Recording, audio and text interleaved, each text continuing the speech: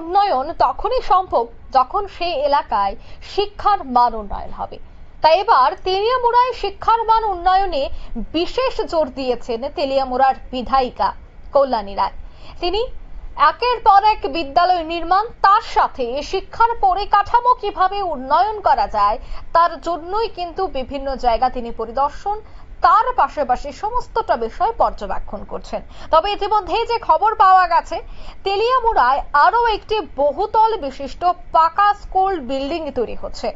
নির্মাণ কাজ শুরু হবার পূর্বেই নির্মাণ স্থল পরিদর্শনের জন্য তেলিয়ামুড়ায় সারদাময়ী বিদ্যাপীঠ ইংলিশ মিডিয়াম স্কুলটি পরিদর্শনে যান বিধানসভার মুখ্য সচেতক তথা তেলিয়ামুড়া বিধানসভা কেন্দ্রের বিধায়িকা কল্যাণী রায়।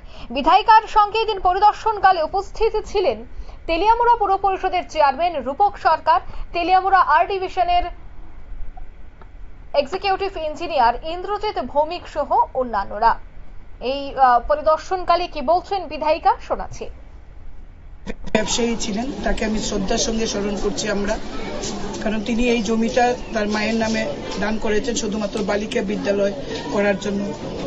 ওই সময়ে তিনি এই চিন্তাধারা করেছিলেন স্ত্রী শিক্ষা প্রসারে। আজকে রাজ্য সরকার এই স্কুলের জন্য 7,67,00,000 টাকা বরাদ্দ করেছেন এই স্কুলটাকে নতুন করে সাজানোর জন্য। এটা কনস্ট্রাকশন হবে। আমার দীর্ঘদিনের লড়াই ছিল বা আমার দীর্ঘদিনের একটা প্রস্তাব ছিল রাজ্য সরকারের কাছে। আমাদের মাননীয় চেয়ারম্যান থেকে কাউন্সিলর প্রত্যেকেই শহরের এই বনেদি স্কুলটাকে নতুন করে সাজানোর লক্ষ্যে আমাকে নিয়মিত তারা অনুরোধ করতেন এবং আমি রাজ্য সরকারের কাছেও সেই বার্তা নিয়ে গেছি। আমরা খুশি যে রাজ্যের মাননীয় মুখ্যমন্ত্রী এই বিদ্যালয়ের জন্য 7,67,00,000 টাকা বরাদ্দ করেছেন। একটা ত্রিতল বিশিষ্ট দালান এখানে হবে এবং এখানে পর্যাপ্ত রুম থাকবে। আগামী 50 বছর 100 বছরকে সামনে রেখে আমরা পরিকল্পনা করছি এই বিদ্যালয়ের ছাত্রছাত্রীদের জন্য।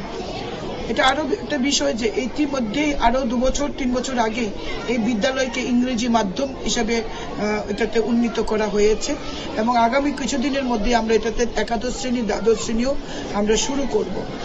একদম বিশাল একটা চাহিদা রয়েছে স্কুলে।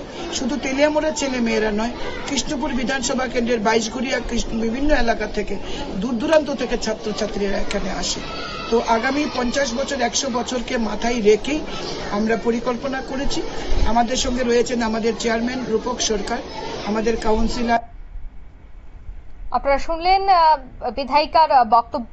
তিনি বললেন যে আগামী দিনে কিভাবে শিক্ষার মান উন্নয়ন করা যায়, শিক্ষার পরিকাঠামো উন্নয়ন করা যায়, তার উপরে কিন্তু বিশেষ জোর তারা দিচ্ছেন এবং অন্যদিকে ইংরেজি মাধ্যম করা, এছাড়া বিদ্যালয়ের উন্নতিকরণ, সবটা বিষয়ের দিকেই কিন্তু বিশেষ নজর তিনি রাখছেন।